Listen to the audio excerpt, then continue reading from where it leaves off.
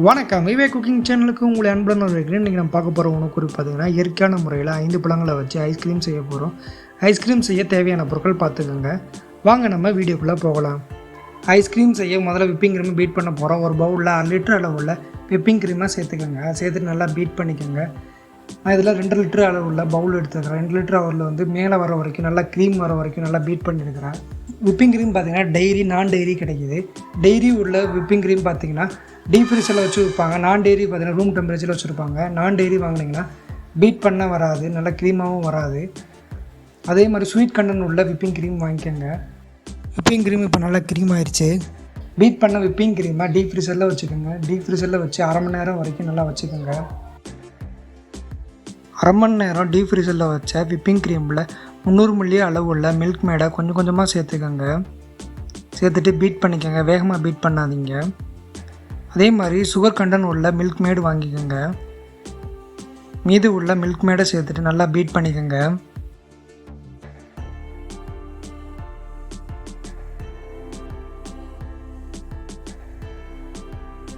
நல்லா பீட் ஆயிடுச்சு. பீட் பண்ணதை 15 நிமிஷம் ஃப்ரிட்ஜில் வச்சுக்கோங்க. 100 கிராம் அளவுள்ள நாவல் பழத்தை காணொலியில் காட்டுற மாதிரி கட் பண்ணிக்கோங்க. விதை பகுதி நமக்கு வேணாம்.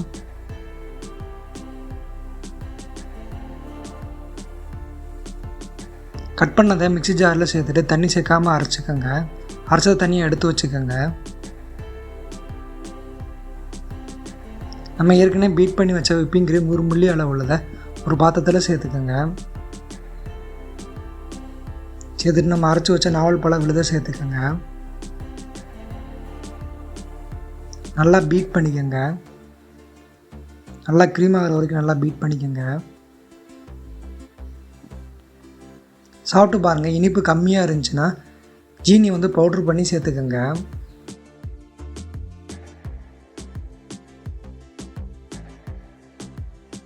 நல்லா க்ரீம் ஆகிடுச்சு. க்ரீம் ஆன அந்த க்ரீமை ஒரு ஏர்டைட் கண்டெய்னரில் ஊற்றிட்டு மூடி போட்டு மூடி 8 மணி நேரம் டீப் ஃப்ரீசரில் வச்சுக்கோங்க.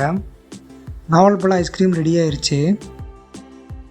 அடுத்து நம்ம பலாப்பழம் ஐஸ்கிரீம் செய்ய போகிறோம். பலாப்பழம் ஐஸ்கிரீம் செய்ய 100 கிராம் அளவுள்ள பலாச்சொலையை காணொலியில் காட்டுற மாதிரி கட் பண்ணதை சேர்த்துக்கோங்க. விதை நீக்கினதை சேர்த்துட்டு மிக்ஸி ஜாரில் சேர்த்துட்டு நல்லா அரைச்சிக்கோங்க. தண்ணி ஊற்றாமல்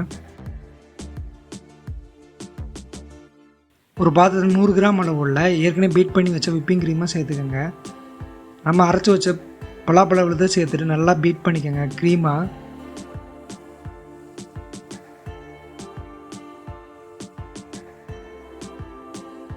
நல்லா க்ரீம் ஆகிடுச்சு. க்ரீம் ஆன அந்த க்ரீமை ஒரு ஏர்டைட் கண்டெய்னரில் ஊற்றிட்டு மூடி போட்டு மூடி 8 மணி நேரம் டீப் ஃப்ரீசரில் வச்சுக்கோங்க. பலாப்பழம் ஐஸ்கிரீம் ரெடி ஆகிடுச்சு. அடுத்து நம்ம சப்போட்டா பழம் ஐஸ்கிரீம் செய்ய போகிறோம். அதுக்கு 100 கிராம் அளவுள்ள சப்போட்டா பழத்தை விதையை நீக்கிட்டு காணொலியில் காட்டுற மாதிரி ஸ்பூனை வச்சு ஸ்கூப் பண்ணிக்கோங்க. ஸ்கூப் பண்ணதை மிக்ஸி ஜாரில் சேர்த்துட்டு தண்ணி சேர்க்காமல் அரைச்சிக்கோங்க. அரைச்சதை தனியாக எடுத்து வச்சுக்கோங்க. 100 கிராம் அளவுள்ள விப்பிங் க்ரீமில் நம்ம அரைச்சி வச்ச விழுதை சேர்த்துட்டு நல்லா பீட் பண்ணிக்கோங்க. நம்ம முன்னாடி ஊற்றின மாதிரி ஏர்டைட் கண்டெய்னரில் ஊற்றிட்டு டீப் ஃப்ரீஸரில் வச்சுக்கோங்க. சப்போட்டா ஐஸ்கிரீம் ரெடி ஆயிடுச்சு. அடுத்து நம்ம மாம்பழம் ஐஸ்கிரீம் செய்ய போகிறோம். மாம்பழம் ஐஸ்கிரீம் செய்ய 100 கிராம் அளவுள்ள மாம்பழத்தை தோல் நீக்கினதை சேர்த்துக்கோங்க. சேர்த்துட்டு மிக்ஸி ஜாரில் சேர்த்துட்டு தண்ணி சேர்க்காமல் அரைச்சிக்கோங்க. 100 கிராம் அளவுள்ள விப்பிங் க்ரீமில் அரைச்ச மாம்பழம் விழுதை சேர்த்துட்டு நல்லா பீட் பண்ணிக்கோங்க. க்ரீம் ஆகிற வரைக்கும். நம்ம முன்னாடி ஊற்றின மாதிரி ஏர்டைட் கண்டெய்னரில் ஊற்றிட்டு டீப் ஃப்ரீஸரில் வச்சுக்கோங்க. நல்லா க்ரீம் ஆயிடுச்சு. மாம்பழ ஐஸ்கிரீம் ரெடி ஆயிடுச்சு. அடுத்து நம்ம நொங்கு ஐஸ்கிரீம் செய்ய போகிறோம். நொங்கு ஐஸ்கிரீம் செய்ய 100 கிராம் அளவுள்ள நொங்கை காணொலியில் காட்டுற மாதிரி தோலை செதுக்கி எடுத்துக்கோங்க.